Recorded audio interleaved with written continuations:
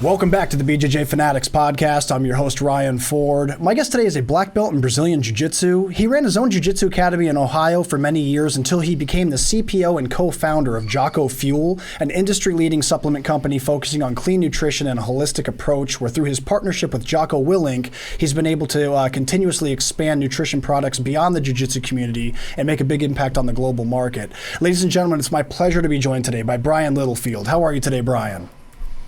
I'm good, man. Thank you for having me on. Of course. No, it's a pleasure, man. I really appreciate your work that you've done over the years through Origin. It's cool seeing someone like yourself who is really a true jiu-jitsu guy at your very roots, be able to branch out not only and help people in the jiu-jitsu community with the things that you do, but also branch out beyond globally. So I'm excited to hear your story and how that all came to start.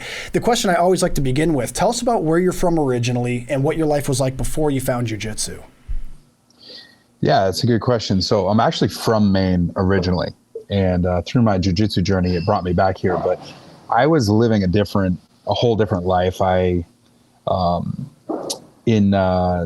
in high school, I stopped playing like ball sports and things like that, and became heavily into cars and women, and just went down a totally different path. And it wasn't necessarily like a bad path, but it wasn't the healthiest path, and I decided to go to school for basically automotive high performance. I wanted to work on and with race cars and in a race team. So I went to the only actually accredited university where you could get a real degree in it, and that's in Lima, Ohio. And so I left Maine, went to Lima, Ohio, and during that time, I fell off the path completely. Me and my roommate at the time, we were a little bit older, so we got an apartment off campus. It was right around the corner from a 24-hour McDonald's. It just wasn't a good thing. And unlike my brothers, I didn't get the genetic gift of being fit no matter what I consume. So I got the short end of the stick as the baby. I basically can look at calories and absorb them. So that's how it's always been. So I ballooned up big time. And so I ended up going and to the gym, and I had a buddy of mine who I was taking classes with, and he convinced me to go to this local gym. And I was just lifting weights, and I came from a relatively holistic family. So my father was into natural products and things like that, and we were a sports oriented family. So I definitely understood that there's natural applications that can be used from the nutraceutical world, supplement world, of course, whole foods and raw foods and whatnot. So, and my mom was a nurse on the medical side. A lot of my family are in the medical field, and I actually excelled in the sciences all through school, but instead of going into medical, which everybody thought I would, I ended up, going to school for, tech and then business. So I get out to Ohio, I'm going to school, I'm working in a race team, and I had ballooned up, and this guy convinced me to go to the gym with him. And so I go to this gym. It was this old Gold's gym that was converted into it was closed down, and then it was converted into what was called Family Fitness. And there was all the same old original equipment. I think it was from the 70s. It was so shitty and run down. It was terrible, but it was great because it was real gritty. Yeah. It was old school. Yeah. I appreciate it now. And so I had kind of found my path. I'm a big leverage person, which is why I think I love jiu-jitsu. So I love the idea of leverage and a force multiplier. And not that they're cheats or hacks. There's just ability to use these tools to multiply your advantage. Yeah. And so I became obsessed with the nutraceutical side of things. So I was going to school and then going straight to the gym afterwards. And then I'd come home and be up all night, reading about the clinical literature of different, amino acids and herbs and different ways to apply nutrition to health and wellness. So it became just an obsession for me on the side.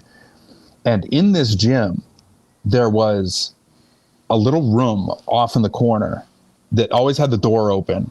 And these, I always thought these silly people are in there wrestling in pajamas. So it was just this, I'd be in there lifting weights, and I had put on some muscle and lost some, because I had gotten up to 265 pounds. I'm 5'10", so 265 pounds of fat, not muscle. Wow. At the time. before I had started in the gym.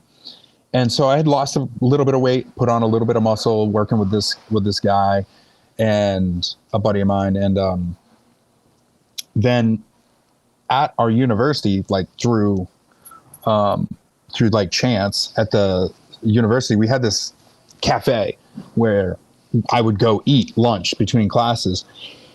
And this guy sees me and he's like, "Hey man, I see you working out at the gym all the time.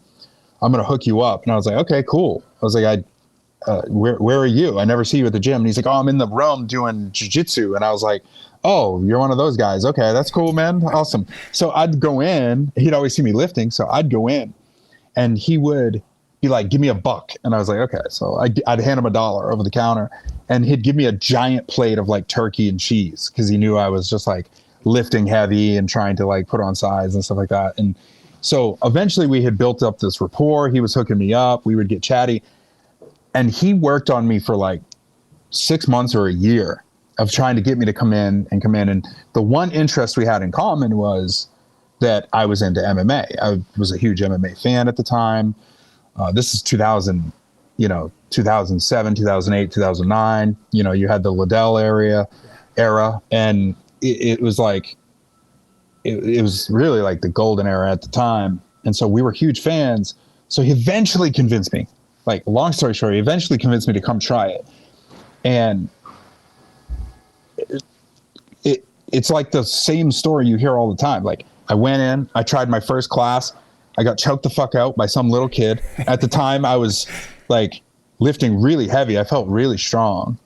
And I put the weights down, put the gi on, and never picked the weights up again for years. Wow. Like I was just like obsessed. And that's a tendency I tend to get personally, is like when I find something that I'm into, I become hyper-focused and obsessed with it and then go all in. So, and from there I started doing jiu-jitsu, and then it was, next thing you know, I was there 5 days a week. It's just, yeah. So that's how I found jiu-jitsu. My buddy who actually convinced me, his name's Wasim, another fellow black belt under Sala. So that's incredible. We're still like best friends. So that's so cool, man. Yeah, I love hearing how people find jiu-jitsu, because it's always something different. But at the end of the day, you're right. Like once you actually step on the mats, the stories all kind of sound the same. We just get bit by the bug, Yep.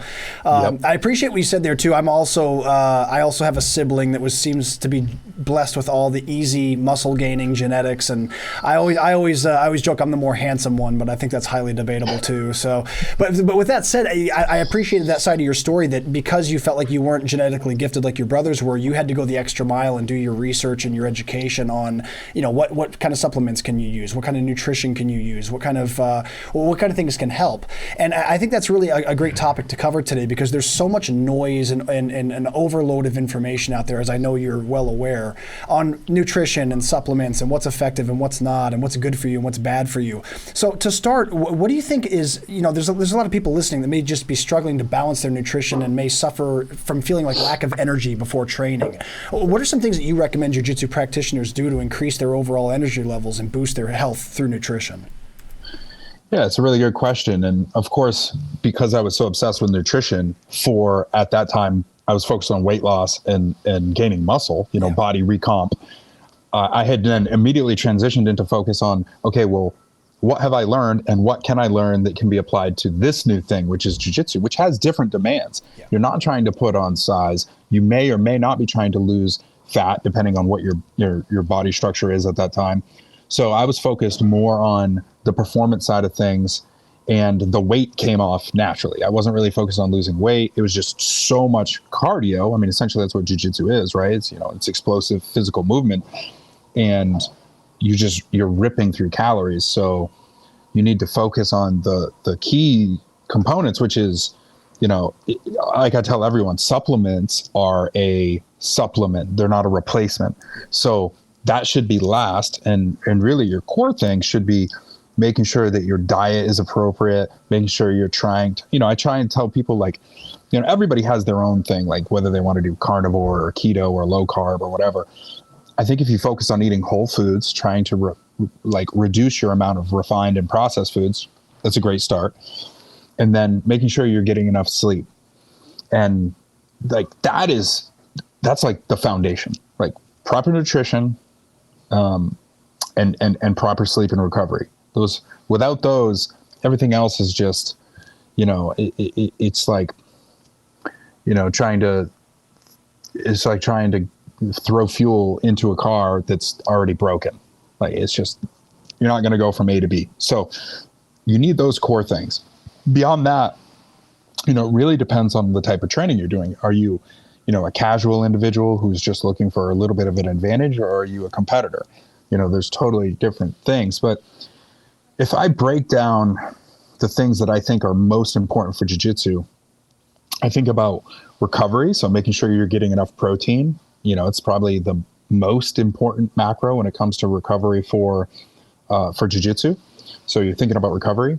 You're thinking about performance. So you got to make sure your body prefers, I don't want to get into a long debate about like, which macro and keto and things like that and ketosis, but the body prefers carbohydrates as a fuel source. It prefers it for energy. So making sure that you're replenishing your carbohydrates, especially in between sessions. So yeah, some carbohydrates that can be quickly refined in the body to replenish those glycogen stores or top off those glycogen stores before you go into a training session can absolutely be advantageous. And doing so between trainings, like if you're training, for instance, we have the Origin Immersion Camp coming up in a week and a half, and it's like 4 sessions a day for 7 days straight. Like if you're not replenishing your carbohydrates in between sessions, you're gonna struggle. You're gonna have a hard time. You're gonna feel sluggish, and you're not gonna feel as explosive because you just don't have the cellular energy, literally. So that's super important. And then so it's like protein for recovery. You got to have the energy. Now we're thinking cellular energy, not cognitive energy. We can talk about that. But then there's hydration. And that's probably the one thing in jiu-jitsu I think that's most overlooked. And we all think about hydration. We think about water only, usually. You have people that are like, oh, I just got to drink water. The thing is yes, we sweat a lot, so we need to replenish the water in our bodies. But if you're just replenishing with water, you're not topping off your electrolyte balance appropriately, because number one, if you drink too much water, you can offset your electrolyte balance. You can actually flush out electrolytes that you are not replenishing. So if you're not getting them through your diet, through whole foods, through the appropriate mixture of those foods, making sure you're getting the total chloride, salt, potassium, magnesium, and even calcium, if you're not getting all the electrolytes needed for, muscle performance, then you're going to be underperforming and you're going to feel like shit. So if you can't get it in your diet, or you're not doing a good job getting it in your diet, I highly recommend supplementing. And, a lot of people now, they're doing some salt stuff. Like when I say salt, I mean sodium, because they're all salts. But sodium is one of the most important. It's the second most abundant electrolyte we sweat out after chloride. So when you're sweating profusely, you're losing a lot of chloride, sodium, and then potassium and magnesium.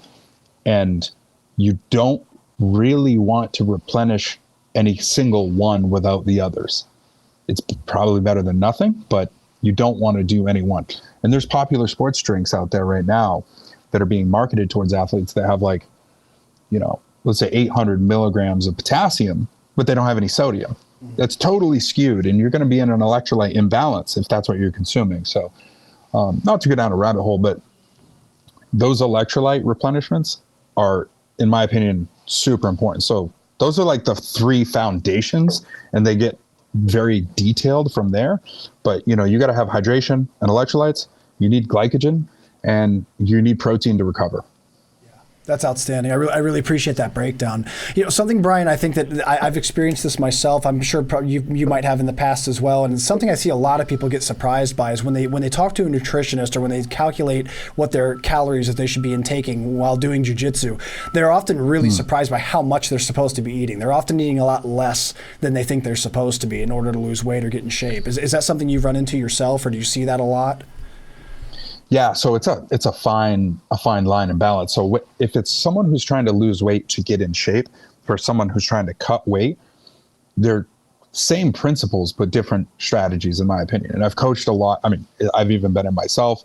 I was a average at best competitor, and, you know, coached a lot of really good, and consulted with a lot of really good competitors and fighters. So each person is different, and it really depends on like the level of discipline that they have, because you're absolutely right. People often are over or under consuming the amount of calories based on what they think they are consuming. Like it's people do not track calories very well. Let's just put it that way. Yeah. So there's a lot of great tools out there that can help do that. But if somebody's goal is to lose fat, and I've only recently done this, probably over the last year or two, I've really tried to like pull away from using the term weight loss and focus on fat loss, because most people don't want to lose weight unless you're just trying to get on the scale. Like if you're trying to make weight for a fight or competition, weight could be,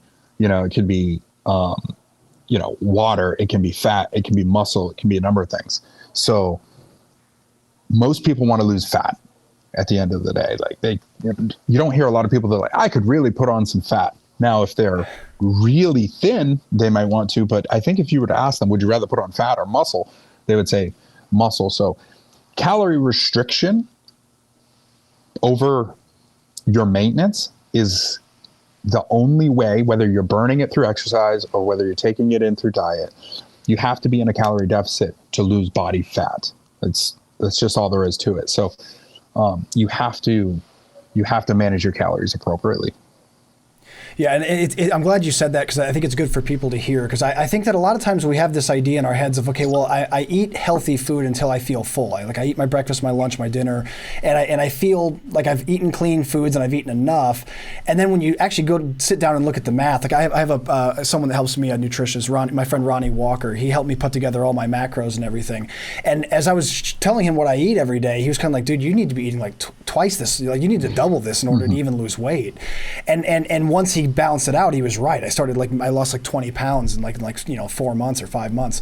And so I think it's interesting how people have this perception in their head of what a proper diet is, and it isn't until you really sit down and talk with someone that really knows what they're doing that you realize, man, you don't know as much as you think you do. And sometimes it's not just what you feel. It's the math matters, the macros matter. Yeah, and volume is based. So like how much you're eating is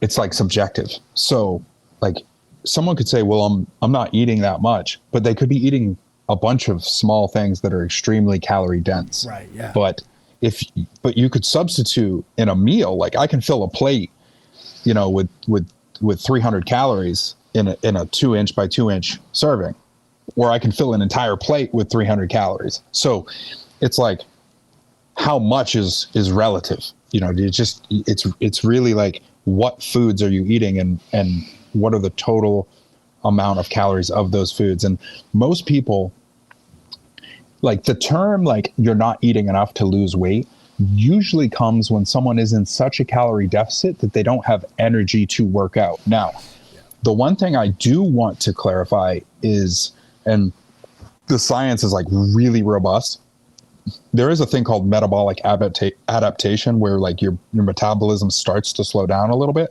But we used to think that it was much greater than it is, that we know it is today. So we used to think like, oh, you could slow your metabolism down by 75% if you're not eating enough calories. That's really not the case. Like you can slow it down by 10 or 15, maybe 20% if you're in an extreme deficit, but your body is made up of cells, and every one of those cells needs energy all the time to survive. So if you do not give your body some sort of fuel, which as humans, our source of fuel is food, if you do not give it calories, it will find a fuel source, and it starts to go through your glycogen, it starts to go through your fat deposits, and then it'll eventually break down muscle for energy, which is why if you see someone who's truly went through starvation, they start to go down to literally the term skin and bones. Well, that's because their body has decided, okay, it's going to prioritize these fuel sources, glycogen, then fat, then protein, and it depends on a number of other things. But, you're going to start to eat away at yourself. So there's really no such thing as like eating too little for fat loss. But if you're eating close to there's like a swing spot where I find some people like they don't have energy to work out. They've maybe metabolically adapted a little bit, and they're kind of just stuck in like a rut or a plateau. And sometimes just increasing their food gives them a little bit of energy and allows them to kind of like kickstart things again. But we do always have to be in a deficit to lose fat. Let me put it that way, I guess. Absolutely. Yeah, no, and to clarify that, I believe that is what my nutritionist meant. He's just like, dude, I was complaining that my energy levels were terrible. I was just like, man, I'm burning out like halfway through workouts and stuff. I don't know what's going on with me. And that's when he said, let me see what you're eating. And he's like, oh man, yeah, you're not getting enough fuel, man. Let me ask you this. You mentioned earlier the concept of cognitive energy. We're talking about physical energy and then there's cognitive energy. Would you mind expanding on that a little bit? What are some important tips about maintaining good cognitive energy, since jiu-jitsu is such a thinking art? Yeah. So, great call out. The difference is like, so your physical energy is like your literal cellular energy, which is why creatine, for instance, creatine has always been looked at as a bodybuilder type supplement. But, what we know is that it supplies the body with the components needed to create ATP. And a lot of people know ATP, adenosine triphosphate, is what our cells literally use for energy during exercise. So creatine is regardless of whether you're trying to build muscle or not, creatine is an amazing supplement and the most tested clinically and proven supplement in known today, period. So that cellular energy is super important for your physical activity. Now, when we think energy, we've been conditioned to think of motivation. So, and where we get a lot of like motivation is from like cognitive energy. Because if you physically, and you're actually psychologically, when you say physically, like, oh, I feel tired, your body doesn't feel tired. You can feel sore. Your body doesn't feel tired. Your brain feels tired, or you're convincing yourself you're tired. So if that's the case, then what you have to do is you have to introduce some sort of stimulant that's going to either block adenosine or either going to uprate other neurotransmitters that are going to signal to the brain like, I am stimulated. And that is a different type of energy. That's perceived energy. So they're two totally different things. So with physical energy aside, as far as mental energy goes or psychological energy goes, the old tried and true tested one would be caffeine, right? Like caffeine, whether you're getting it through tea or coffee or your pre-workout or you're just taking caffeine pills, like that's like kind of the foundation for mental stimulation. And then there's like a number of other stimulants, legal and not legal, that if we can use for cognitive boosting and cognitive energy. Now, there's other nootropics that don't necessarily work on the same mechanics that can help with like general points of cognition and executive function, but they don't necessarily work on that energy pathway. So when we're thinking about energy pathway, we're usually thinking about stimulants, caffeine, dynamine, teacrine, ephedra, those types of things that other amphetamines, those types of things that give us that feeling of energy, like we're awake, is really what it is. It's awakeness, it's alertness. And it does, the studies have shown it helps with like memory response and other executive functions, which tend to lead to higher performance.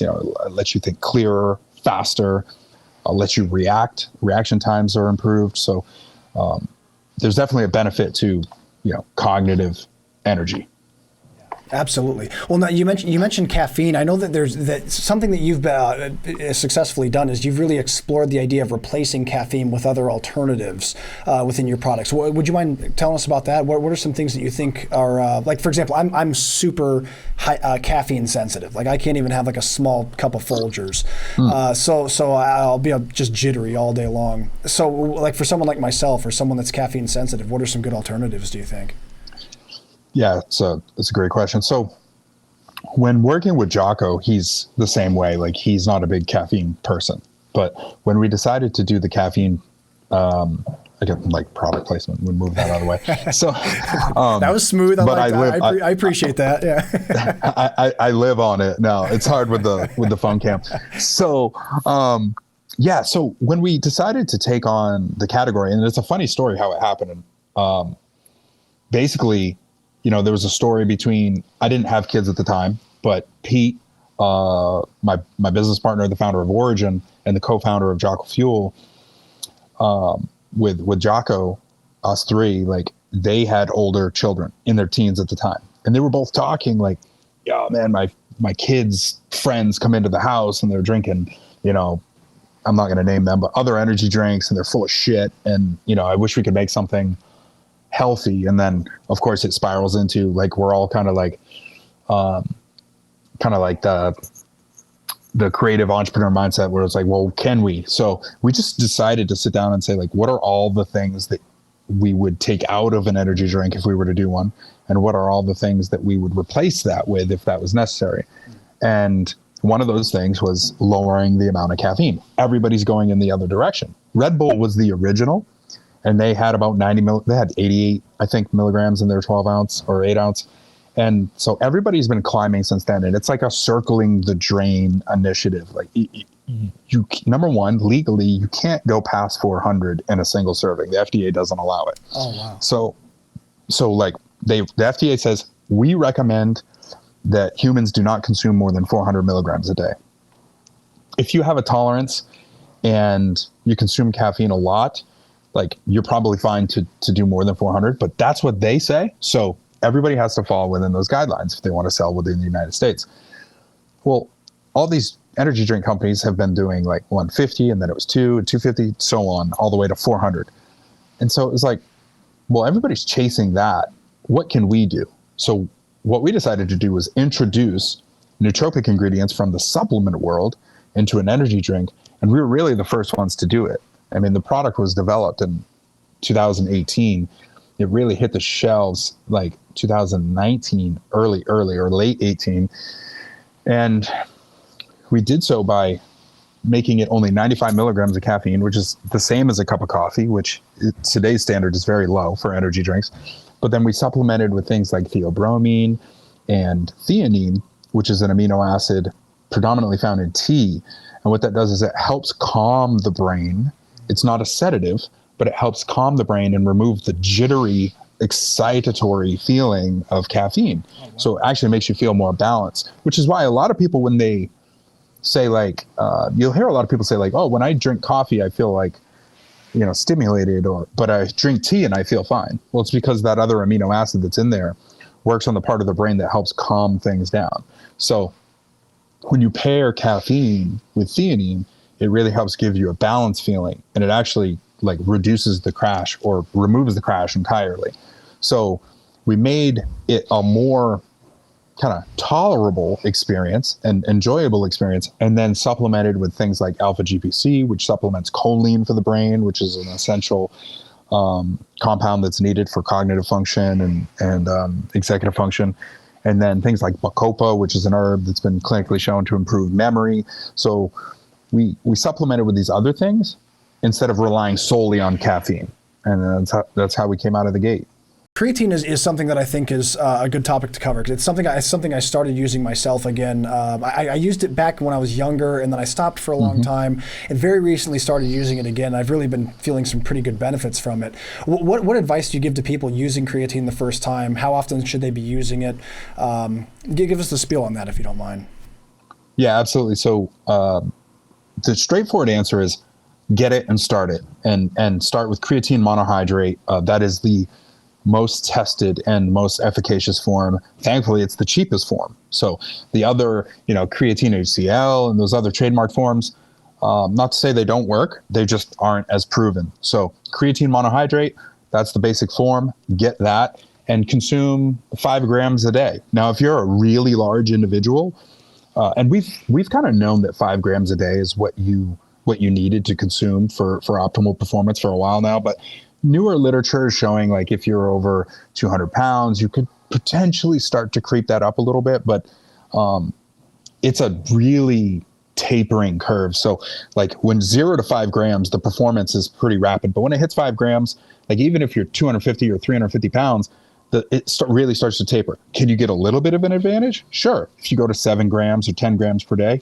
you could definitely see an advantage, but it's very small as compared to going from no creatine to 5 grams. So for most people, unless they're like a super competitive athlete and we're going to really dive into their nutrition, I recommend just getting on 5 grams a day, consume it every day. That's the key part, is like you really need to consume it every day. Even if it doesn't matter if you take it in the morning or at night, you really just need to be getting in your 5 grams a day. And if you miss a day, just get on it the next day. Yeah. And generally speaking, what happens if someone misses days? Like say if someone misses 3 days or 4 days of creatine, what does it basically have to restart all over again in your system? Is that the idea? Yeah, so they're just like anything, it has a half-life and it's going to have the ability to decline in the body. So the best way to think about it is think about your stores as like a silo. And if you're taking 5 grams a day, you can keep that silo basically full all the time. And it gives you all the advantages of creatine, which is a whole other thing. But as long as you're taking that 5 grams a day, it's going to stay full. Now, let's say, and this isn't exact, but let's say, you miss a day and it drops by 10%. Okay, well, that's probably not a huge deal, but you need to make sure you take it the next day. But if you miss 5 days in a row and now you're at 50% stores, well, that's going to be something you're going to feel. So you just got to make sure you try to be as consistent as possible, which is why, I've never formulated with creatine in a pre-workout, because you don't often take your pre-workout every day. And so if you get reliant on taking it in something that you don't take every day, you're not getting the full benefits. So just consistency, trying to take it every day, that's the key. And if you miss it, you're just going to reduce some of that kind of total overall storage within the cells.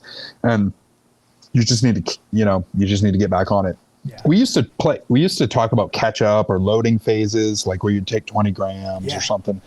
And it's a little outdated. The best advice is like, don't overcomplicate it for people.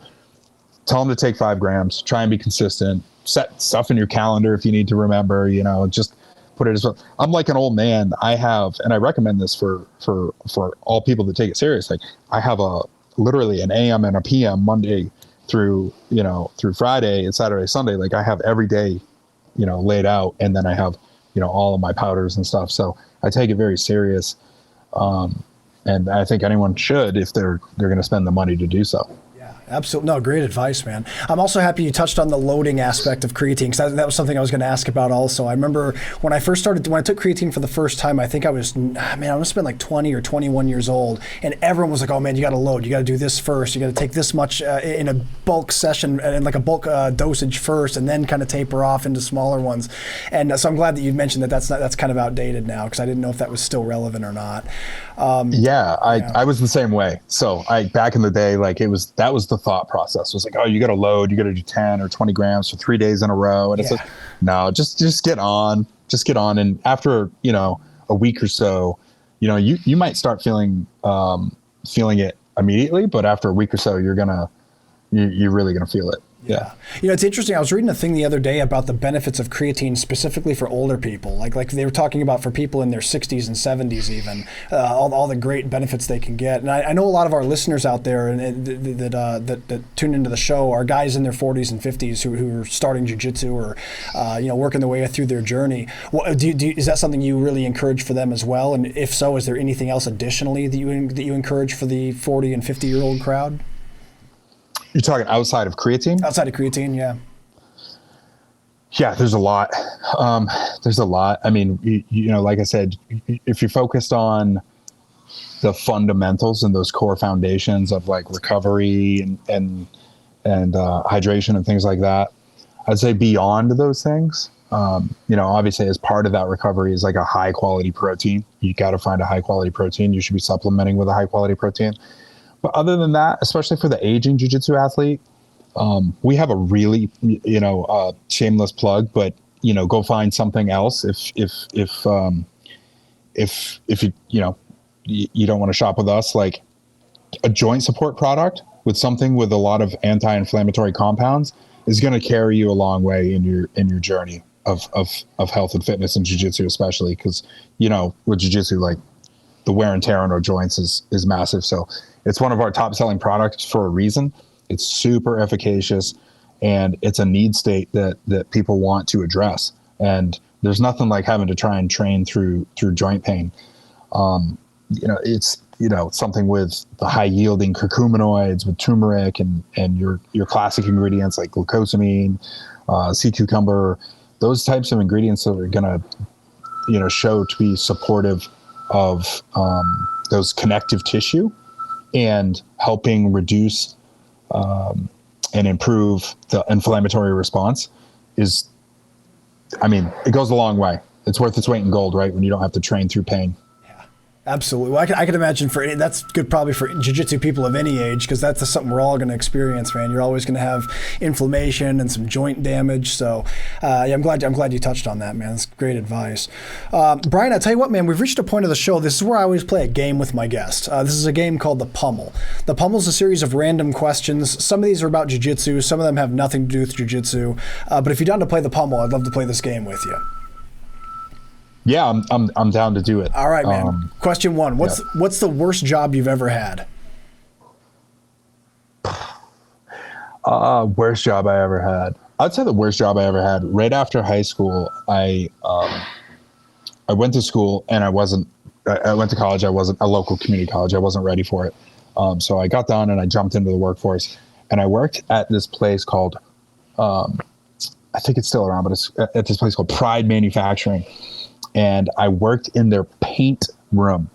And so all day long, 8 hours a day, I stood in front of a giant hopper, and there was a box with a scale, and I had to have my hand overhead and pull down on a lever until it filled with golf tees. So that's what it was. It was the world's largest golf tee manufacturer. And I had to stand in front of this thing, and I was young and I didn't care at the time. And they would all come in primed paint to go ready for finished paint. And I was that I guess, in between point where they needed to be weighed appropriately. And I remember having to load these giant totes up in a hopper, lift it, and stand there all day long measuring the weight of this thing. And they were all primed, and there were different colors. So I would go home and literally blow my nose of the rainbow that sucks. So, and not only that, but when I got done with the job, legitimately, like my whole musculature in my back was so jacked up from always having one arm in the air that it was like, it took me like 6 months for my back to feel right because it had adjusted. It was really weird. The job sucked. Yeah. Like it sucked. It was in a hot factory with no air conditioning in a room that was full of like paint dust that who knows what was in that shit. So that's the worst job I've ever had. Man, I had to laugh extra hard for that one because, man, that describes so many different kind of things I've had to do myself with factory work and things like that. It's just the monotonous, like pressing a button, letting the thing stamp the thing and pressing it down the conveyor belt. It's like after a little while of that, you're just like, I wonder how quickly I would go if I just stuck my head under this thing and like just, you know what I mean? Just like, would it be painful? Would I just be instantly gone? How would this work? I totally get it. That's hilarious. What do you think is something you wish you were better at outside of martial arts? Oh man, something I wish I was better at. A lot, but I would say the one thing, and this is why, humans are beautiful because we're not perfect. I'd say the one thing I wish I was better at is, believe it or not, is like being able to talk to people I don't know, and like strangers, and like being in business and always having to go to like different conferences and different meetings and things like that. I'm not good with like small talk. Like if I don't have something in common with someone immediately, I find it really hard to talk to people. Not because I don't want to, it's just like can't get that rhythm going. And I've always struggled with that. So I would say that. And then the other thing would be, because I'm a former fat kid, having better discipline and the ability to like not have weakness around delicious foods that's another weakness that I could just, if I could just strike away, it would be that would be one of them. That's excellent. Great answer. I really like that, man.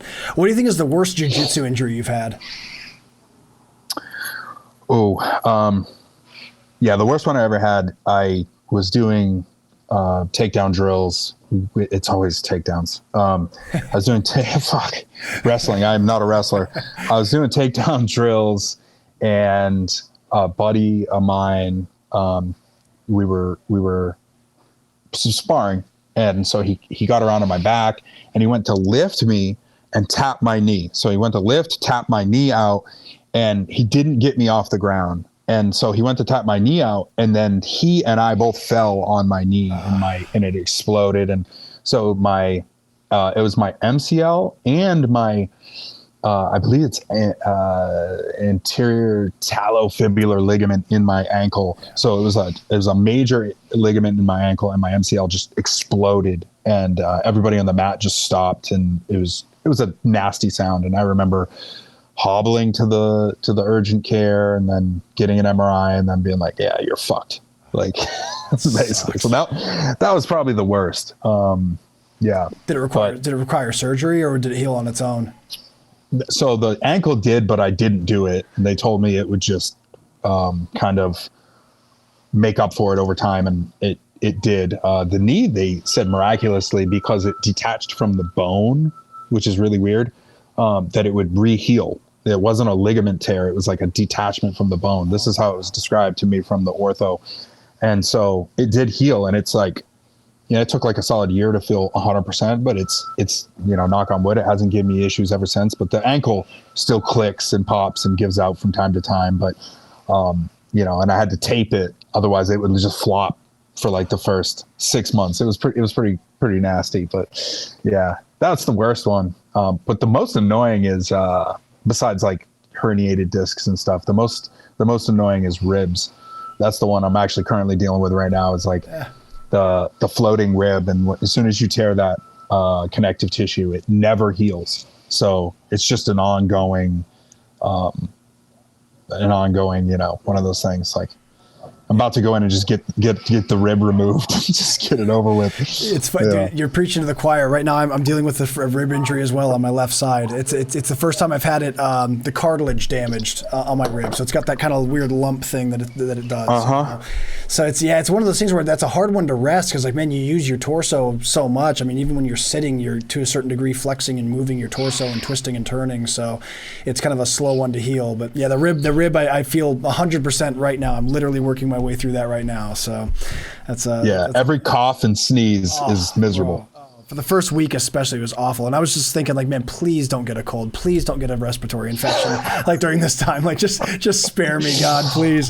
So, what do you think was, you mentioned you're a former fat kid. I'm a foodie myself, man. I love food. What's your favorite bad food to eat? 100% it's ice cream. Ice cream. Nice. Ice cream is like, I'm actually a bit of a ice cream freak, a bit of a connoisseur. So nice. I'm into like, I'm definitely a foodie. I'm definitely a foodie, but ice cream is like my ultimate weakness. Like, I can do cheesecake, I can do cookies and cake and donuts and stuff, but ice cream is like, if it's around, I'm fucked. That's like, amazing. What's your favorite flavor? Oh man, I'm a equal opportunity flavor person. So like, I definitely love chocolate peanut butter, like chocolate with some like thick peanut butter swirls or something. I had one recently from, I think it's Van Leeuwen. They have this honeycomb ice cream. It has actual honeycomb in it. Oh, wow. And it's next level. It's absolutely next level. So yeah, I still, fall prey to the sweets and to ice cream, but yeah, so that's amazing. Yeah. There's this place, there's this ice cream shop in the city I live in, and they specialize in just weird, like strange. They have normal flavors too, but they also have strange flavors. And one of them was a spicy tomato ice cream, and I had to try it just because it's so weird. But it was one of the best tasting ones I've ever had. Like this spicy, like this pimenta. A tomato ice cream. It was actually like really, really, really good. Have you ever had it? Have you ever had any like odd flavors? Yeah, I've definitely tried some odd flavors, but anything that isn't like sweet, I've heard of some really, really weird ones. But yeah, I I don't get too exploratory, I guess, when it comes to ice cream. And What's your most hated food? What's something you can't eat no matter what? man, my most hated food. I can't stand Brussels sprouts. Yeah. Oddly enough, like I've had people try and they're like, I make them with bacon. And I do this. And I'm like, I mean, at that point, I just want to eat bacon. Like, I don't want to. You always have to add something else to make those better. It can never just be better by itself, no matter how you cook it. Yeah, not a huge fan of Brussels sprouts. I guess if there's one thing that came to mind, it would be that. Yeah. Good answer. Brian, what do you think was the scariest moment of your life? Oh man, the scariest moment of my life. I can say I've never been asked that question, so that was pretty cool. Nice. The scariest moment of my life. Man, I've had a couple. I was young. My brother had cancer, really, really bad cancer when I was young. He's 10 years older than me. So I watched him battle cancer from the age of like 6 to 8, 9 years old. So I was like 6 to 8, 9 years old. So wow. young enough to sort of know what was going on and definitely old enough to remember it. And he and I were close. He was the closest sibling to me because I was an afterthought. I came later than my brothers. So me and my brother Ryan, like we're still ultra close today. So I would say, I guess if I was to think of the scariest moment, it was that I was watching him like lose his hair and blow up on chemo. He got real puffy. This was back in the basically 1991. So like the prognosis wasn't very good back then. We've come a long way with chemotherapy since then. So, he didn't have a good outcome, but he survived, which is it was a miracle back then. And, so that was probably the one that stood with me the longest. Yeah. But, I was also like a pretty crazy kid, like I said, I was into like cars and motorsports and like, so I probably tested some of those 9 lives many times over. But as far as scariest, I guess you'd call it that. Yeah, I appreciate you sharing that, man. It's a very candid thing. I appreciate you sharing that. That I imagine that also led to you, some of your motivation anyways, to learn about clean eating and holistic approach to nutrition and things like that. Was that part of your influence as well? Yeah, it was a major driving force. And around the similar time, my mom, who was I think that was called LPN, was going back to RN school. And I would beg her to take me to class with her. And the instructor, a local community college, the instructor allowed her to. So I'm like this young kid and they'd let me go in like, in the AP classes and things. And it was awesome. I was a science nerd. So it drove me in that direction. As I mentioned before, which is why everybody was pretty surprised I didn't go into the medical field, but sort of ended up in a weird way in the field, trying to help people with their health and wellness. That's incredible. How cool, man. Who would you say is your favorite jiu-jitsu practitioner of all time? Oh man. Favorite practitioner of all time.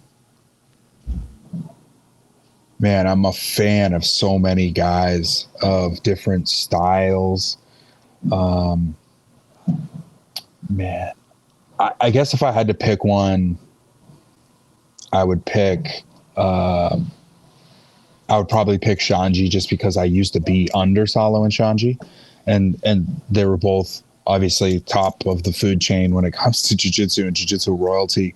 But I would say, even though I love Salo, I would say Shanji's style for me was always more finesse and really, really, really fun to watch.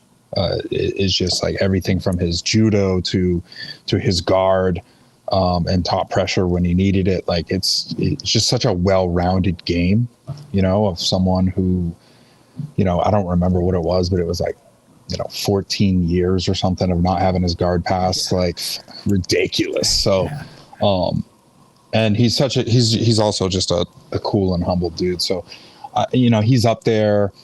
Of course I love watching these new guys, the Rutolo kids, like those kids are like the future.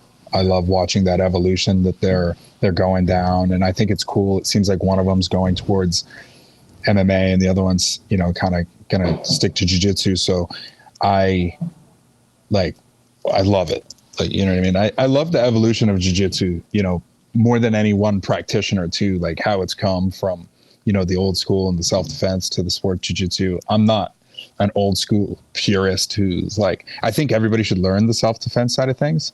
Like, I think that's really cool. And I think it should be part of a foundation, but I love the sport jiu-jitsu side of things. It's just fun. Yeah. I just came from the CrossFit games where we were one of the primary sponsors, and having I've never done CrossFit, as like an actual, like I've never gone to a CrossFit gym or a box and done a traditional CrossFit workout, but seeing that community and seeing where it is in its life cycle as compared to jiu-jitsu, and seeing what CrossFit did with the games and like the community activation and integration and all the things they had going on and like the unity they had, like jiu-jitsu can have that, but it's so segmented. And I think that with the right organization and with the right leadership to drive that unity, it could be 10 times bigger, and it could have such a even more impactful experience on humanity. So I think that it's only a matter of time. I think I really believe that, and there'll be a unity of things, I hope. Yeah, absolutely. I mean, from the time I first started training jiu-jitsu, it was definitely like a very fringe kind of sport, and now it's starting to really feel like things are getting just bigger and bigger, and there's all these opportunities for athletes to make money and things like that, and we're in very exciting times for jiu-jitsu. That's no doubt about that. Absolutely. What do you think is your highest percentage submission? For me, it's 100% guillotine. Guillotine, like, nice. Yeah. It's without a doubt, it's something I've loved. I did a lot of no-gi early on in my career. It was something it was the first submission I ever hit in tournament. It's just something I've always loved. So yeah, it's definitely number one. That's awesome. That might be the highest. There was someone that did a study on the percentages of submissions that land successfully in tournaments, in the major tournaments. And I think the guillotine was the top of the list. So not a bad choice to have, man. It's a very, very reliable and effective and useful technique for sure. So yeah, that's awesome. You mentioned earlier that you were a big MMA fan back in the day. Who were your all-time favorite MMA fighters? Man, I was like I said, I came up in the Chuck Liddell, Tito era, and then shortly thereafter with GSP, was a huge GSP fan. Anderson, Jose in his prime, Dominic Cruz. So I'm always gonna miss those days for sure. Yeah, I just think as far as well-roundedness, I don't know if we'll ever see someone, I think the closest thing to it is, in my opinion, is John Jones. Yeah. But when it comes to like pure work ethic and the well-roundedness in the game, I don't know if I've seen someone as good as GSP. Like, we'll always have like an Adesanya level striker, but like, and his, don't get me wrong, like his ground game's okay, but it's like, it's not the well-roundedness. Not like, he was such a pure mixed martial artist, and so I think he'll still to this day, he's my favorite to watch. Great choice, man. Yeah, with GSP, I've always said that there's martial art, there's fighters, and then there's martial artists, and for sure GSP falls in that martial artist category. You know, he's obviously a great fighter too, but you know what I'm saying. Yeah, he was truly a student of the game in every way, in every facet. So, yeah, solid choice, man. Brian, what do you think's your biggest phobia? My biggest phobia.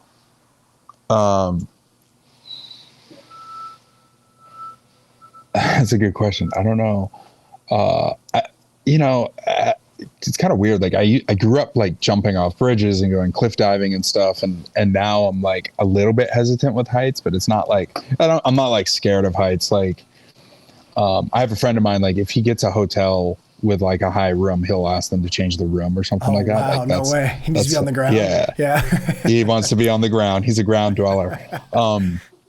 But biggest phobia. I mean, I'm kind of I'm a little bit of a germaphobe. Okay. Not like extreme level, but a little bit. Like I think it's kind of weird. Like doing jiu-jitsu, you're like in people's face and you get on the mat and stuff like that. It doesn't bother me at all. Yeah. Like, it doesn't bother me at all. But like, I'll definitely stop what I'm doing and like.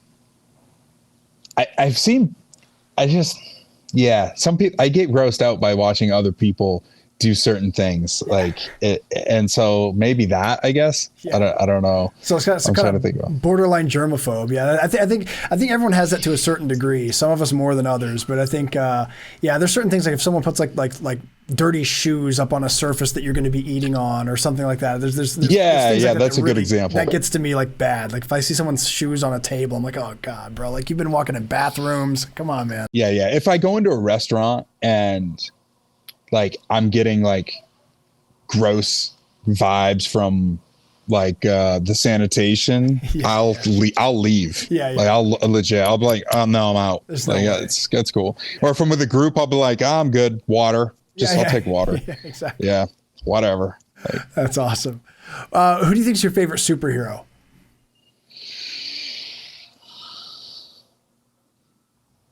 I mean, if I had to choose, I'm not huge into like the Avengers thing and I'm just I just never got into it that much. I thought X-Men were cool when I was younger. But I guess if I had to choose a superhero, it'd probably be Batman. I just think like it's if I had to choose one, it would probably be him. It just seems it seems pretty the dude is like living life. He's like cool, I got all the money in the world. He's like, I'm just gonna like buy cool gadgets and do cool shit and try and make society better. Yeah. I always say that I think Batman's the most jiu-jitsu superhero because he doesn't have any special powers. He's got the money and he just trains a lot. He trains hard. And he obviously develops skills and becomes formidable that way. So that's a good answer, man. If you could pick a superpower, what would you choose? I would say time travel. Time travel. Like if that's a real superpower, if that's a thing, I would say time travel. Yeah. I don't think I'd choose to be immortal. I don't know if I'd want to live forever, but definitely the ability to go back and see the epic times of history that I think are just really cool that we don't appreciate enough. I think that's cool. I'd love to see the future, obviously. So if I could, I mean, if that's I don't know if that's a superpower, totally it is. Yeah, of course. Time travel. That's a great answer, man. I like that. I also like your reasoning behind it too, for sure. I would love to like go back and be on a fly on the wall during different historical events or 100%. Take a peek like 100 years into the future and see what things are going to be like. That'd be cool. And final question for the Pummel game, Brian. If a zombie apocalypse breaks out right now, what's the first thing you do? If a zombie apocalypse, I'd probably go home. Like I'm pretty fortunate. I've been, so I'm in Maine. I live on the top of a very big hill. So, I have a great view. I have a great vantage point. Good. I have, 90 solar panels. Okay. And, yeah. So, and then it's all, it's self like spring mountain well water. I can run fully on electric. I have 20 basically I have 26 acres at the hilltop. And so let me put it this way. My buddy, JP Donnell, he's a former, you should have him on the podcast sometime. Actually, he's purple belt, former Navy SEAL sniper. And nice. He served under Jocko. He was the opposite sniper to Chris Kyle. So there was Chris Kyle, and then there was JP. Oh, wow. And so JP is the man, one of my good friends. And when COVID hit and shit hit the fan, he's in Texas. He called me. He's like, I'm coming to your place. I said, out of all the places you can go, you want to come to my place? And he's like named out all the reasons why. And I was like, oh, okay, cool. I guess I should keep this place if I ever plan on moving. So good to know. So yeah, it's a really good spot. So that's what I would say is like, I'm going home. I have a healthy war chest at home. I have a lot of sustainability, definitely pro Second Amendment. So, and it's really hard to find. Like if you look it up on the map or you try and search it, like I have it pretty well tucked away. So that's incredible. Yeah. You've also got Jocko on speed dial. So you're good to go. You got everything you need, man. Jocko and his whole crew. The whole crew, yeah. It's a good speed dial to have. Let's put it that way. That's excellent, man. Yeah. Well, that was the final question for the Pummel game, man. So congratulations, you win. You got your double underhooks. Awesome. So, man, so let me ask you this. I was kind of diving back into the conversation we were having earlier. So nutrition. I wanted to talk to you about supplements and nutrition for recovery. So obviously, whenever we have a good training session in jiu-jitsu, a lot of us, especially as we get older, feel like we just got hit by a truck at the end of the day. So what do you think are some of the best practices for recovery after a good hard jiu-jitsu session? Yeah, so it's a really good question. And so number one is like I said, getting a good protein source in quickly after a workout is a good idea. And there used to be this whole like window of optimization where people would say like, oh, you got to consume your protein, particularly a shake they were talking about, within an hour. There is some benefit, but it's not as profound as we used to think it was, right? That's the beautiful thing about sciences. Sometimes we get led in a direction, but then we were able to test the true validity of it or how like actually impactful that is, and then kind of figure out if it is or isn't. And what we now know is like it's not as important to consume your protein directly after, but there is a small advantage. The other advantage is most people train at night. So here's what you don't want to do. Again, with the caveat of like you're cutting weight or something, that's a different story. But let's say the average person with an average training session on a Thursday night at 6 o'clock or 7 o'clock, you're getting done at 8 or 9. The one thing you wouldn't want to do, in my opinion, especially if you're one who's prone to being sore, is to just go home, shower up, and go to bed. Like, is that going to be good for your calorie restriction and your metabolic process for fat loss? Yes, but it's not going to be great for recovery. Like you need to replenish your body with those proteins, which then become broken down into amino acids and fuel muscle recovery. So I would say getting some form of high quality protein in directly after a workout's a good idea, along with replenishing your water and electrolytes. Those two things, and then followed up by good sleep, are really the best things you can do. Like those are like the best things you can do. And beyond that, of course, there's depending on how deep you want to dive, there's obviously making sure that your hormone optimization is appropriate, making sure if you're an aging, I'm going to talk about men, for instance, like if you're an aging male, making sure that your testosterone is appropriate, your free to total testosterone ratios are good, your estrogen ratios are good. Like you want to make sure those things are good because, we now have ways to treat them in a much more profound way than we used to, right? Yeah. So, and naturally too, we don't have to immediately jump onto TRT. Like that isn't necessarily the scenario. We got to check your vitamin D levels. You're going to make sure you're getting enough zinc, make sure you're getting enough magnesium, make sure you're getting enough calcium, because these things can influence your sleep, of course, mostly influence your hormone levels, and those drive rebuilding factors in the body. That's outstanding. I really like that. Yeah.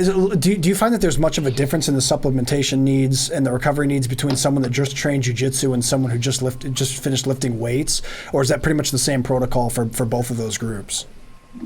No, I think it's there's similarities for sure, but there's definitely differences. Like if you're trying to build muscle, like you're really trying to gain, you're certainly going to prioritize your protein as it's like your primary macro. So your primary macronutrient is going to be protein, followed up by probably carbohydrates and then fat. If you're a jiu-jitsu person and you're trying to, like, let's say just maintain weight or maybe lose a little bit of fat, but your goal is to just train more, you want to make sure you're getting enough protein for recovery. But at the same time, you could potentially not have to eat as much protein. If you're not trying to build muscle and you're just trying to maintain muscle, let's say, and feed the muscle, you don't need as much protein. Like you don't need as much protein. And so if you're still like, for instance, if you're still trying to maintain a certain calorie amount, then you would fill that with either healthy fats or carbohydrates. And additional, especially clean carbohydrates, are going to help fuel your following workouts. So it definitely, for someone who's training 2, 3, let's say like 3, 4, 5 times a week, making sure you're getting the appropriate amount of carbohydrates, if that is the type of diet you're on, you're not in ketosis, then I would say that's the difference, in my opinion. And the bodybuilding world is weird because, or not weird, but it's just different because a lot of times it's really hard to build muscle in a calorie deficit. It's not impossible. It's just hard to do so. So what they do is they go through cycles. They'll bulk and then they'll cut, and they'll bulk and they'll cut. And the goal is to bulk because it's easier to build muscle in a surplus, much easier, and then to cut fat. So build muscle in a surplus and then cut fat in a deficit. That's why it's always easier to do that. When you're doing jiu-jitsu, you're not thinking about that much, unless you're a competitive athlete. Again, it's all about the situation. Everything's situational. So I'm not sure if I answered your question, but it's very situational. Yeah, absolutely. Well, let me ask you this: for the jiu-jitsu guys that out there that go the extra mile by lifting weights and as part of their conditioning, what do you feel? You mentioned earlier, like a common myth that was out there was that you have to get that protein dose as soon as possible after a workout, and obviously the sooner you can get it, the better. But it's not as impactful as we initially thought. Yeah. What are some other common myths you think that are out there about muscle gain for people out there listening that do lift weights or plan to start pretty soon? Yeah, I mean, there was always another common myth was that, your body can only digest 30 grams of protein in a meal. So anything more than that's going to get wasted. We know that's not the case. Is there a limiting factor, and does it start to taper off? Yes. But again, like I look at science, and if there isn't an clear absolute, then I try not to speak in absolutes. A lot of people speak in absolutes, like it's not the case. So if you're someone who likes to consume 50, 60, 70 grams of protein in a sitting, awesome, do it. It's definitely not going to hurt you. As long as you're managing your total caloric intake and you're not worried about gaining weight in general, then do it. It's only going to help you. So one of those myths was like, you can't digest more than a certain amount of protein. That's not really the case. We kind of know that now. So if you're one of those people because a lot of people are doing the intermittent fasting thing or time restricted eating, and there's definitely benefits to it, and there's pros and cons, and I could do a whole podcast on it. So, but if you're one of those people, like I have a good buddy of mine, he's a former training partner, and he just prefers not to eat during the day, and he just goes hard as fuck for dinner. He goes all in, and he does all his calories at the end of the day. Cool. If that's what you like to do and that's how you thrive, then that's great. And he does. He looks great. He's in great physical condition, and that's just what his body particularly likes, or how he likes to eat. So, and it's working for him because he's got significant amount of muscle mass. He's got great body composition, and he does it all in one sitting. So if he's able to do that and maintain that, it kind of just shows like it's okay to get more than 30 grams of protein in one meal. Brian, we were talking earlier about cognitive strength and energy. Lots of people out there balance families and a job with their jiu-jitsu training, and that can obviously, the family work balance in particular can be tough for a lot of people. Is there anything you found in your years of holistic nutritional study that helps mitigate stress and anxiety for people who struggle with that? Yeah. it's a little bit loaded, right? I mean, you're talking about balance. Sure. So I guess I would first say some unsolicited sort of, because it's same topic, but less on nutrition, is some advice that's really helped me. And one of the ways that I've been able to prioritize and make things work is like one of my business partners and, you know, a mentor of mine said, you're only going to be able to focus on 3 things at a time really well. Like, choose those 3 things. Is it school? Is it business? Is it friendships? Is it your relationship? Is it family? Is it your children? So like, pick 3 of those things. And like, most of the time, is it God? Is it your relationship with God? Is it your religion? You know, so, you know, most of the time people prioritize their family, especially if they have children. So like, let's say that's out of the question. Like, boom, you got to prioritize that. Okay, well, let's say it's your career or your business. You got to prioritize that. Okay, so what's left? You know, and you'll have other things that you can do, but like outside of that, like, it's really hard. So is that thing jiu-jitsu? Okay, well, if it is, then maybe you're not going, you know, golfing on the weekends with your buddies. You know, maybe you're into karting or something, and you're not going to go karting on the weekends at the local track because you need to spend time with your family because you left during the week to go do jiu-jitsu because you worked all week long. So you have to constantly rearrange those priorities. And one of the questions, and the reason why I thought about this, one of the questions I've got is like, how do you, when you're trying to balance work and life and you run into a plateau, how do you get over that plateau? And I'm like, well, you shift your priorities. Like maybe you're not going to stay late at the business or at your job, you know, for the month of January. You're going to be like, no, you're going to put some boundaries on it. And you're going to say, no, I'm going to go to training 4 times a week this week. So you're constantly rearranging and reshifting your priorities and force ranking them. Always keep family first, but constantly rearranging those priorities and force ranking them, because you can't focus on all things at once, but you do have differences of interest from time to time. So that's one thing I think about. But when it comes to nutrition, I mean, and balancing kind of that work life, what I would say is, I guess number one, if you could afford to, getting on a meal plan or a meal plan service, which they're friggin' expensive, so I get it. If you can get on a meal plan service, that can be amazing. That can be really helpful. The ability to just be able to have a prepared meal ready for you. So if you can't afford to buy one, then I would say do your own on Sundays. Go to the store, buy your glass jars or whatever you're going to do, and then buy all your, you know, chicken breast or chicken thighs. I use chicken thighs because chicken breast is gross and it's dry, it's nasty. I'll take the extra fat in the chicken thighs to have it enjoyable. I'm also a massive red meat person. Like I eat a lot of beef. So I'll do like ground beef or pre-cooked steak, and I just meal prep if you have to, get a meal plan if you have to, because not only will you eat healthier, and when you eat healthier, you'll feel better. You're going to have more time that you're not messing around trying to like go get takeout at lunch or worrying about what you're going to eat for dinner and so on. So just try and make everything more efficient so that you have more time for your family, and then you'll have more time for jiu-jitsu.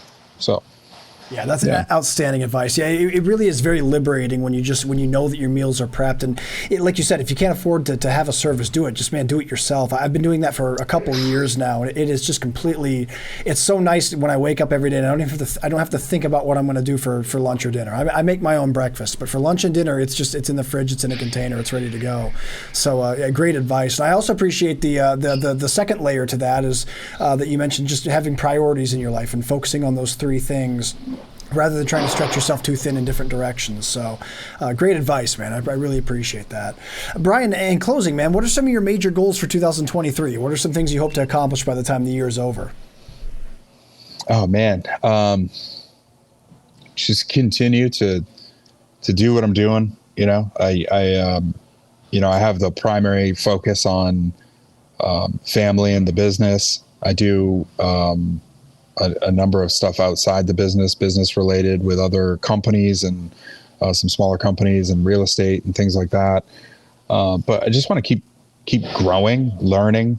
I want to have a killer year with Jocko Fuel, continue to expand the product line. As head of product, I'm constantly excited for new product. We're launching this new, it's previously unseen. So this is a first. This is breaking for the BJJ Fanatics podcast. Awesome. But this is our new pre-workout.